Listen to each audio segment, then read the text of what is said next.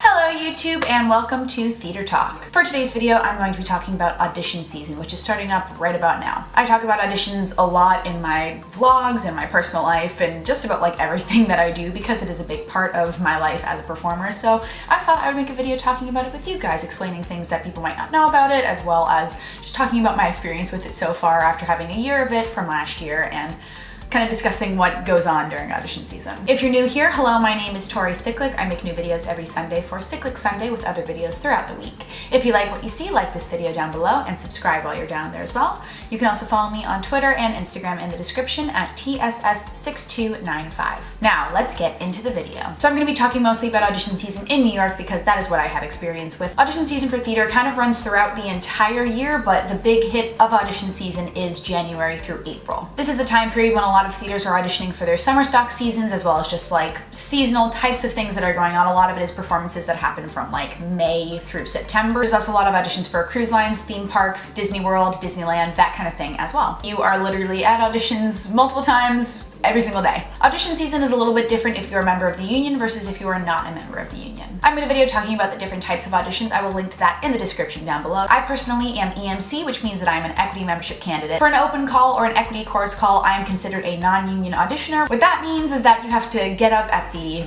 ass crack of dawn to sign up on the unofficial list and be put into the non-union unofficial list that gets transferred to an official list, and then you might get seen or might not get seen. At EPAs or equity principal auditions, EMCs have a little bit of a something different that they do. There's the equity sign-up, the alternate list, the EMC list, and the non-union list. You still have to wake up really early to get your name on that list, but you are put on a different list than non-union performers. So audition season is very tough because you are going to maybe multiple auditions in a day, definitely multiple auditions in a week, and it all kind of depends on like what they want to see, what they want to keep, who they want to keep, what they're looking for, if they're even casting, all of that kind of stuff that goes into if you get a job or a callback or anything like that. Audition season can be very, very hard in that regard because you are constantly putting yourself up for a job and not getting it. I might actually film a video about this, but I'm just going to talk through this a little bit, what a typical day during audition season is like. This is specifically for EMCs and non-unions because for equity performers, it's a little bit different. If the audition is an open call or an equity chorus call, you have to wake up really, really early to get to Pearl or Ripley Greer or Actors Equity, wherever the audition is being held,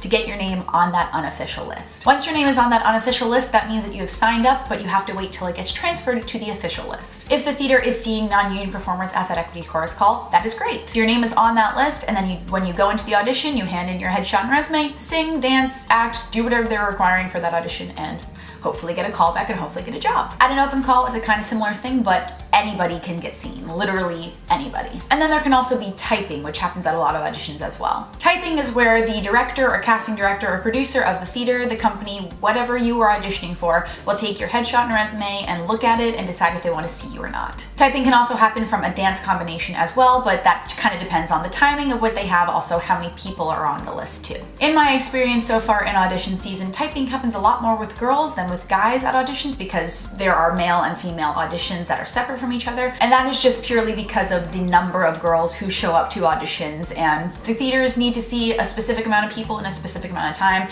and they don't want to waste anybody's time either, so it's just an easy way to kind of weed out people that they know they aren't going to be right for their season, so they can go exactly with people that fit more into that world and see if they have the talent, the skills, whatever they need for the season. Audition season is a long and arduous process, believe me. When I'm not at work at Dirt Candy, I am sitting in an audition room or trying to get seen at something. It makes this world of theater a little bit harder because you're constantly putting yourself out there auditioning for people and sometimes not getting the job or just getting rejected immediately. But then there's also those jobs where you can get a callback and get another callback and then book the job. The biggest thing about audition season is just showing up, making the effort to actually get to the auditions and put your name on that list, try to get seen, drop off a headshot, do whatever you can to get in the room. If you don't get in the room that day because of typing or they're not seeing non-union or any other kind of extenuating circumstance like that, at least you showed up to the audition. Audition season can be hard too because auditions can either go really, really well or really, really bad. So it kind of depends on like the day,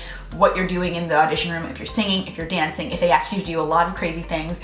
it could just be a lot. So take audition season with a grain of salt and do what you can to keep that mental sanity like really calm and really good, and go into it with a positive mindset. Something as somebody told me pretty recently that I think is a really good way to kind of get through audition season if it's getting really tough is to have something planned in your day after an audition. That could be either a dance class, hanging out with friends, work, personal time for yourself, anything like that, because it helps you to decompress after the audition is done. If the audition went really well, that's great. You can celebrate that with friends or by taking a dance class to really keep honing your skills in that kind of way. And if the audition didn't go well, it's kind of a good way to distract yourself from that and to move on from it and get prepared for the next one so it can go even better. So with audition season being in full swing, in the comments down below, let me know what you are excited for, nervous for, ready for an audition season, or if there's anything that you want me to make specific videos about regarding this, down below. Thank you guys so much for watching, DFTBA, and I will see you guys next time.